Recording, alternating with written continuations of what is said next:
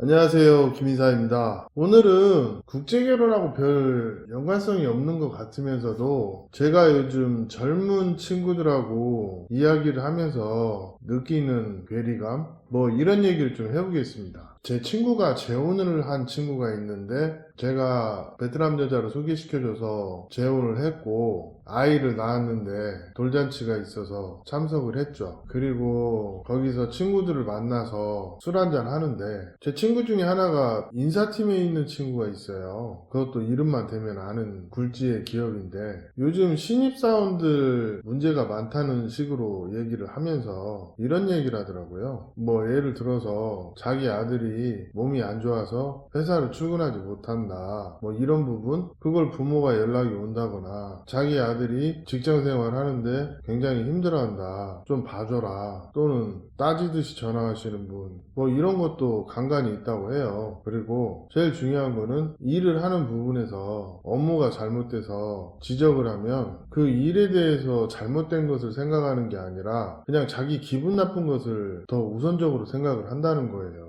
이런 케이스도 있고 제 친구 중에 편의점 하는 친구 하나 있는데 그 친구가 알바를 쓸 때 알바님이라는 그런 표현을 쓰더라고요. 알바를 시키면 굉장히 성의가 없대요. 물론 안 그러신 분들도 있겠지만 요즘 젊은 친구들 핸드폰 만지기 바쁘고 어떤 일을 하는 부분에서 개념이 없다 이런 취지로 얘기를 하는데 그 어떤 사람 사이에 기본적인 인지상정이나 어떤 우리가 예전에 좀 불합리해도 참고 그랬던 그런 거는 지금은 찾아보기가 어렵다는 그런 얘기도 해요. 그리고 예전에 저희가 일을 할 때는 좀 불합리하고 힘들어도 참고 버티면서 일을 했는데 지금은 그런 게 없대요. 또 요즘 친구들은 힘든 일도 안 할 뿐더러 자기 변명이 심하고 또 어떤 일을 하는 부분에서 굉장히 이기적인 그런 모습이 더 많고 좀 저희 세대가 수용하기에는 참 얼탱이 없는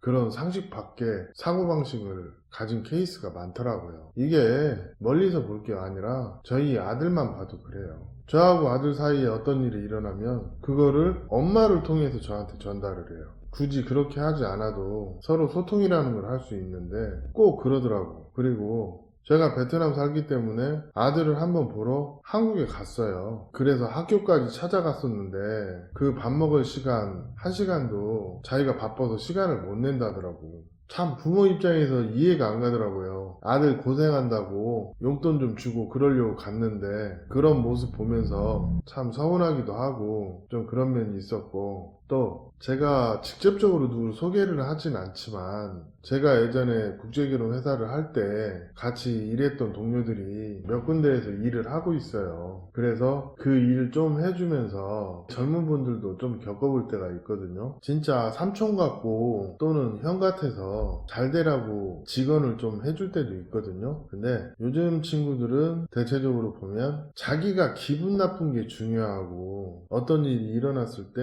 그 사건은 안중에 없는 그런 참 어리석은 행동들을 하는 그런 친구들이 많더라. 저는 이 얘기가 하고 싶어요. 물론 세대가 바뀌니까 생각도 바뀔 수는 있어요. 근데 이게 결혼이잖아요. 결혼은 남자와 여자가 어느 정도 서로 형평성을 맞춰가면서 관계를 형성해 나가는 그런 측면이 있는데 요즘 젊은 친구들, 여자들은 여자들대로, 남자들은 남자들대로 굉장히 자기는 아니라고 하지만 너무 이기적인 사람들이 많아요. 그리고 진짜 별것도 아닌 거 가지고 굉장히 사람 괴롭히기 좋아하는 그런 문화가 좀 있는 것 같아요. 제가 하나 예를 들자면 저 같은 경우는 서류를 많이 하다 보니까 이게 베트남에서 어떤 서류를 번역 공증을 해주다 보면 좀 번역 부분에서 베트남 각 성마다 요구하는 양식이 조금씩 다를 수가 있거든요. 예를 들어서 주소랄지 사는 주소 또는 호적 주소 이런 식으로 좀 어떤 해석이 되는 부분에서 좀 다르게 양식을 요구하는 경우가 있는데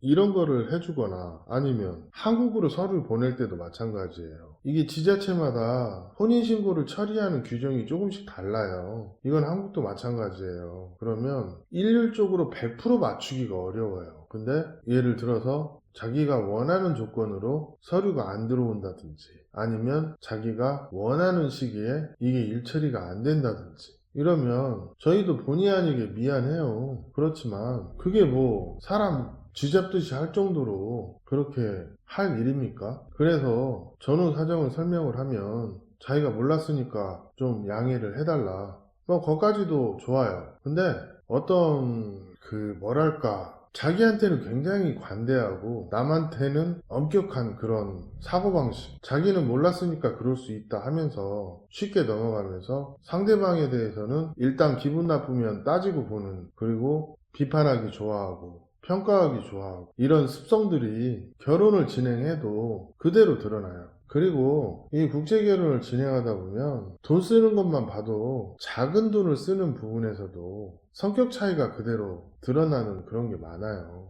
오히려 돈은 젊은 친구들이 잘 써요. 근데 잘은 쓰는데 의미 없이 쓰는 그런 게 많고, 같은 돈을 쓰더라도 효율적으로 쓰지 못해서 뭐 신부 마음을 얻는 거하고는 거리가 멀죠. 이게 왜 그러냐면 연애를 글로 배워서 그래요. 그리고 줏대가 없어요. 자기가 어떤 일을 할 때 자기 중심을 가지고 자기 생각으로 그렇게 결심하고 행동하고 그래야 되는데, 뭐만 있으면 인터넷에 올려서 갑론을박 하고 있어요. 어떻게 보면 이미 마누라가 됐는데도 그런 식으로 좀 뭐랄까 상대에 대해서 이기적이고 비판적으로 행동하는 그런 분들이 많더라, 이겁니다. 그럼 제가 봤을 때 사람 사는 인지상정도 모르고 자기밖에 모르고 이기적이고 배려할 줄 모르는 그런 사람들이 상당수가 국제결혼을 하다 보니까 결혼이 산으로 가는 그런 케이스가 많거든요. 요즘 국제결혼의 두드러진 특징이 뭐냐면, 예를 들어서 약혼을 했다 칩시다. 그러면 베트남 여자와 소통을 하는 부분에서 얘기를 좀 해보고 말이 안 통하면 화 먼저 내고 파혼을 먼저 요구하는 그런 케이스가 늘고 있어요. 그리고 파혼을 요구하는 이유도 납득하기 어려운, 어떨 때 보면 무지성에 가까운, 쉽게 얘기하면 자신의 입장만을 얘기하고 무지성으로 파혼을 요구하는 그런 케이스가 많이 늘었어요. 진짜 한국 남자들이 인내심이 너무 많이 없어진 것 같아요. 저희도 현업에서 일을 하다 보면 그래도 고객은 고객이잖아요. 그래서 가끔 이런 얘기도 해요. 고객님이 국제결혼 포기하지만 않으면 한국 가는데 별 문제 없다. 근데 요즘에 한국 남자들이 먼저 파혼을 요구하는 케이스가 늘어나고 있기 때문에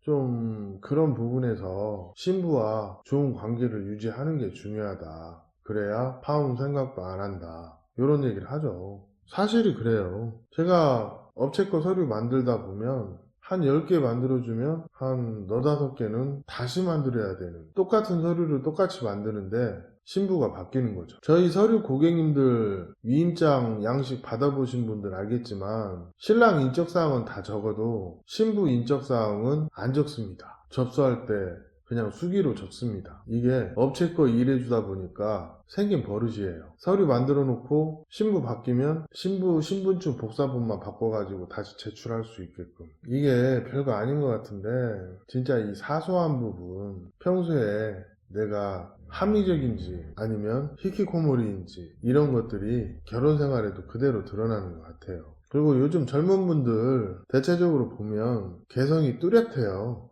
그리고 뒤에서 낱말하기 좋아하고, 이 뒤에서 낱말하기 좋아한다는 말은 굉장히 이기적이고 남 비판하기 좋아한다는 말과 일맥상통하는 부분이 있고, 솔직히 제 또래 남자들에 비해서 남자답다고는 얘기 못하겠어요. 우리 어릴 때도 그래도 나이는 어려도 남자다움이 있었거든요. 근데 요즘은 남자답다고 하기가 부끄러울 정도로 병신짓을 하는 친구들이 많아요. 신부 얘기 들어보면 아주 창피해서 말을 못할 정도로. 제가 요즘 느끼는 게 뭔지 아십니까? MZ세대는 제 생각에는 로스트 제네레이션 같습니다. 잃어버린 세대. 지금 한국 여자들도 굉장히 이기적이지만 한국 남자들도 만만치 않아요. 그럼 이 사태가 왜 일어났을까요? 제가 봤을 때는 저뿐만이 아니라 이 50대, 60대, 70대 세대들이 자기 자식만 위하고 또 교육을 잘못 시켜서 지금 이 MZ 세대들이 고통받고 있는 거라고 생각합니다. 그리고 짧은 시기에 너무 빨리 윤택해졌기 때문에